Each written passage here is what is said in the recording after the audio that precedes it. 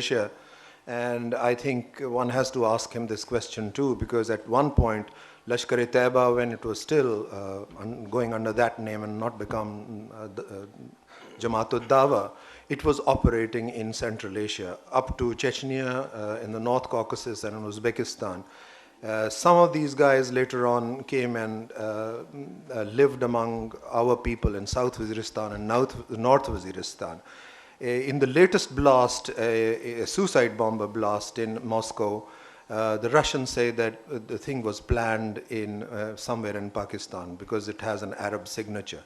Of course, it goes without saying that much of what happens in Uzbekistan and North Caucasus is planned by Al-Qaeda because the Arabs are there who are fighting, spearheading the terrorist fighting. The Russians have approached us in a friendly manner. But I think there are deep grievances there for what is going out from Pakistan. I will recall especially one roving ambassador that the ISI accepted. His name was Zalim Khan. And later on, of course, he was, when Musharraf was threatened, he threw him out and the Russians then went and killed him in Qatar.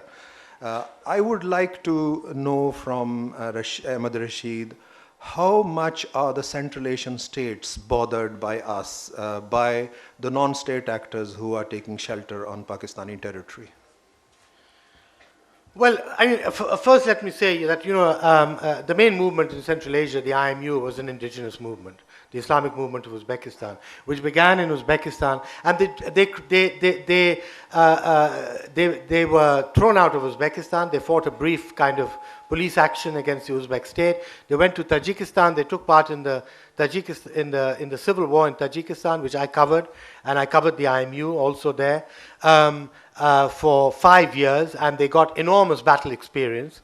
And when that war ended in 1997, they were basically pushed out of Tajikistan and came into northern Afghanistan and linked up with Al-Qaeda and linked up with the Taliban. They were given refuge by the Taliban, and many of them came to Pakistan. Now, during that whole time, in the 90s, one of their primary leaders, Tahir Yuldashev, was living in Peshawar in an ISI safe house, and had enormous contact with Pakistani groups and obviously with the Afghan Taliban and with other groups. Although at that time in the 90s they didn't recruit anyone as such because they were fighting in Central Asia itself.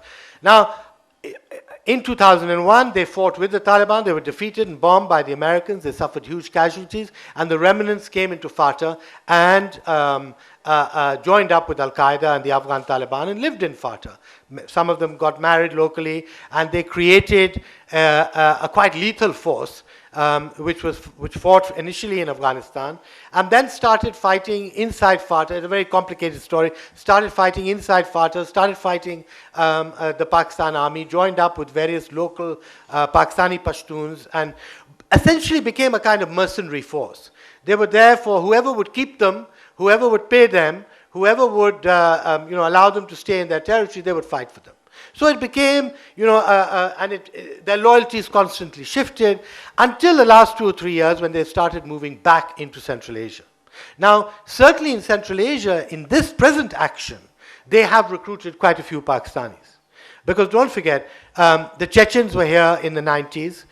We allowed the Chechens access and the IMU is very closely linked up with the struggle in Chechnya and in Dagestan and in the Caucasus. The Chechens were also in Kabul under the Taliban. So all these sort of Soviet-era groups have been working together in the Pakistan-Afghanistan area for now 20 years, a very long time. So naturally, I mean, they need visas, they need passports, they need documentation, they need all sorts of things. So naturally, they get it from their Pakistani surrogates, who help them get it. Now, in this latest push, what certainly NATO has been talking about, and the Americans, that the groups which are now, the Central Asian groups which are now in northern Afghanistan and have launched several attacks in Tajikistan and in Kyrgyzstan, do have Pakistanis with them, of varying groups. They name Lashkar-e-Taiba as one group. I don't think they're in very large numbers, but they are certainly there. Now, what exactly they're doing there? Are they facilitators? Are they fighters? Are they somebody who are more educated elements who are handling some of the technical means, such as communications and heavy weapons and other things.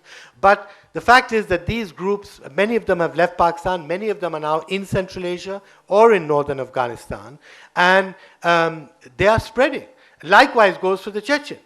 The Chechens have been with Al-Qaeda and with the Afghan Taliban and in Fatah for many years, fighting the Americans. There have been large numbers of Chechen suicide bombers that have been operating in Afghanistan. So, you know, the regional the fear is very much that everything, you know, I was in Tajikistan about a month ago, and I met with senior intelligence officials, and they all have a narrative, which is that everything is coming out of Pakistan.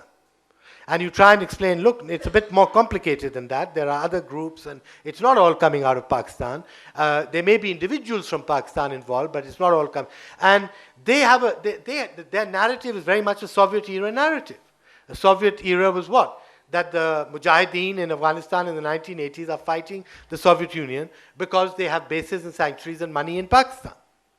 So a lot of the narrative, even 20 years after the collapse of the Soviet Union, a lot of the narrative of these Central Asian states, because don't forget, their whole, their state edifice, their bureaucracy, their intelligence and all, is still very much a Soviet era, something they've inherited from the Soviet era. So this narrative of theirs, which goes back 20 years, they haven't forgotten.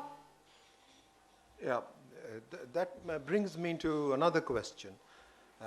As Ahmed just explained, we have isolated ourselves regionally, which means there are relations with India, Iran, Uzbekistan, whose president has accused us twice for sending in suicide bombers against him.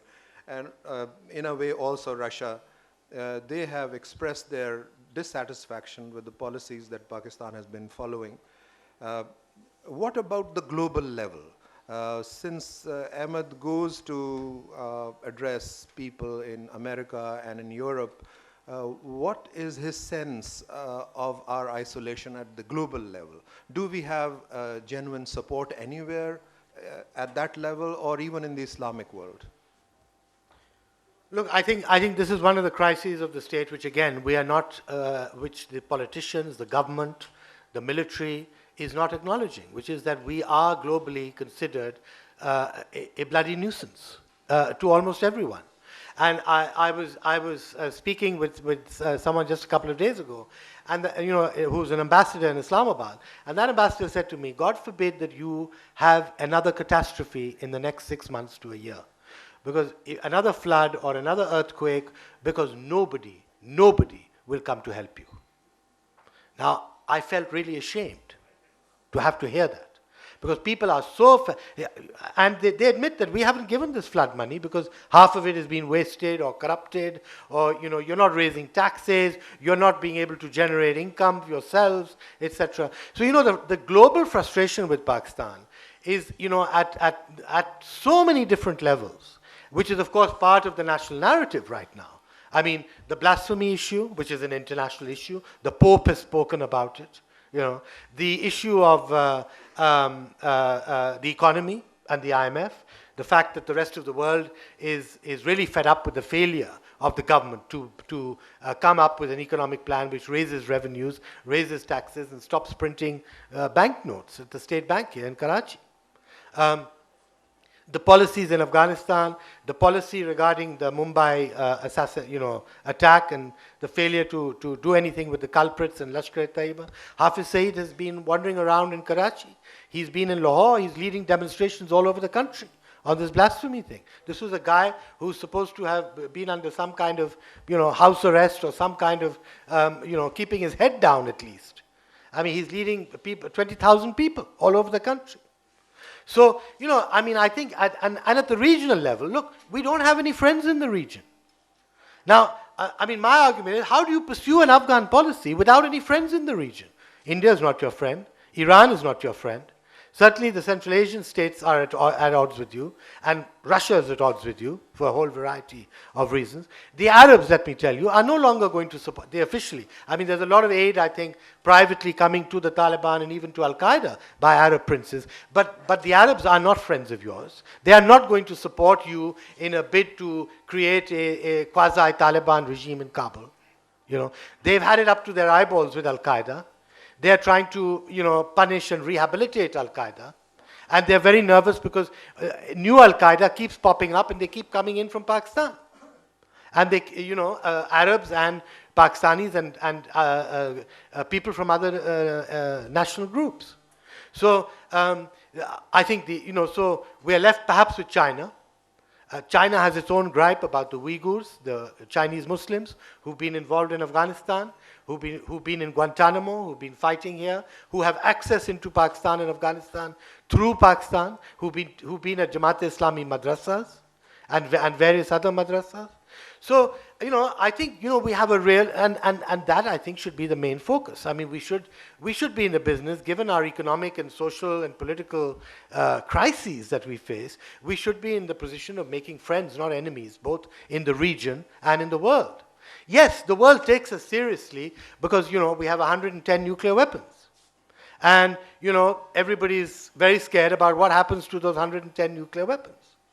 But, are we now reduced to kind of using blackmail as a means of making friends and getting money out of the IMF and forcing the international community to take us seriously? Or are we going to have policies which are constructive and helpful in a global context and in a regional context? For example, making peace in Afghanistan. Do we have a regional plan? Do we want to bring in the regional countries for trying to make peace with Afghanistan? I mean, I'd like to hear about it if we do. But certainly what is happening so far, it doesn't seem so. We're trying to cut a deal with Karzai and tell him to, this is what we should be doing.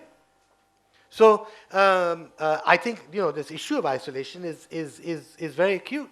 And it's not getting any better. It's not getting any better when people see, the state of, a new issue every day. I mean, this Ray Davis issue, this is now fueling all sorts of, a lot of the fundamentalist marches in Lahore and Karachi that are taking place have merged everything together. That they've merged blasphemy with this American, with the drone attacks. So you've got plus the economy and joblessness and all the rest of it. So you've got now potentially a platform for these extremist groups to really galvanize and mobilize. And in my opinion, that presents a far bigger threat to your polity than trying to have some Afghan policy or an adventurist Afghan policy which is trying to make a government in Kabul which will do Pakistan some favors.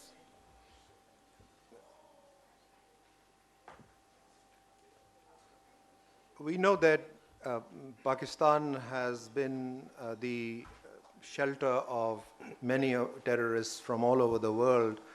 Has it affected the state? Has it affected the people who have handled them, agencies like the ISI?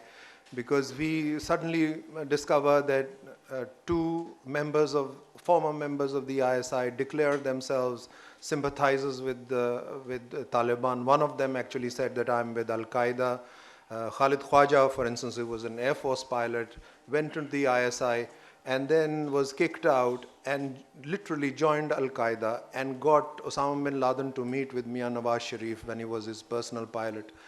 All that has been happening. We hear of people who are now in North Waziristan, former Pakistani soldiers, Pakistani officers.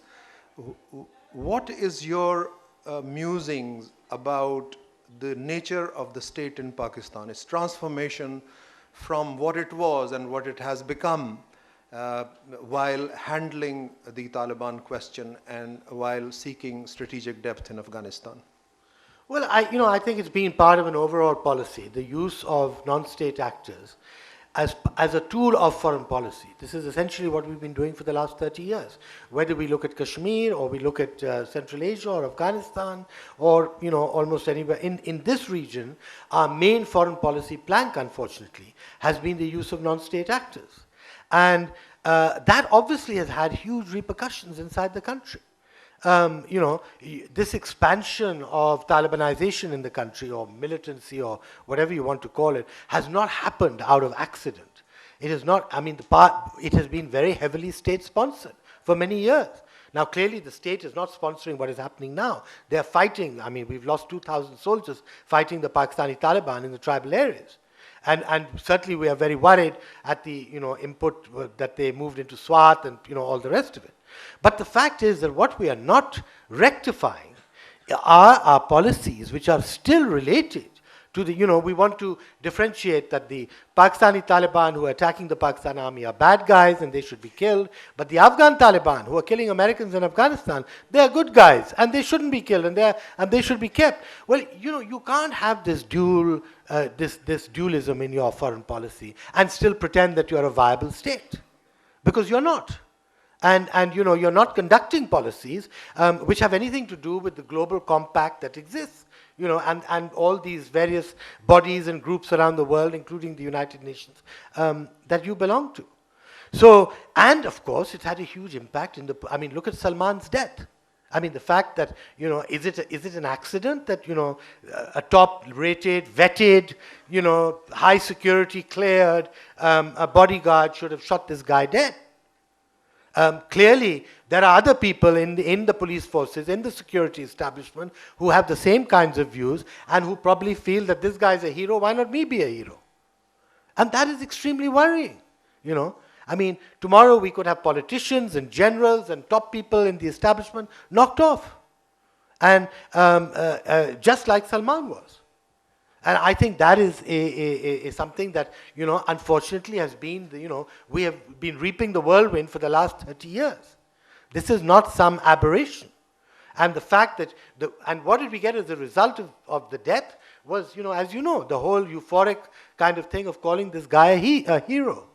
And from lawyers, from middle-class people, educated middle-class people. Now, obviously that implies a huge penetration of the public narrative, the public imagination, news, reports. People have really been converted to this. And the so-called liberal critique or the so-called secular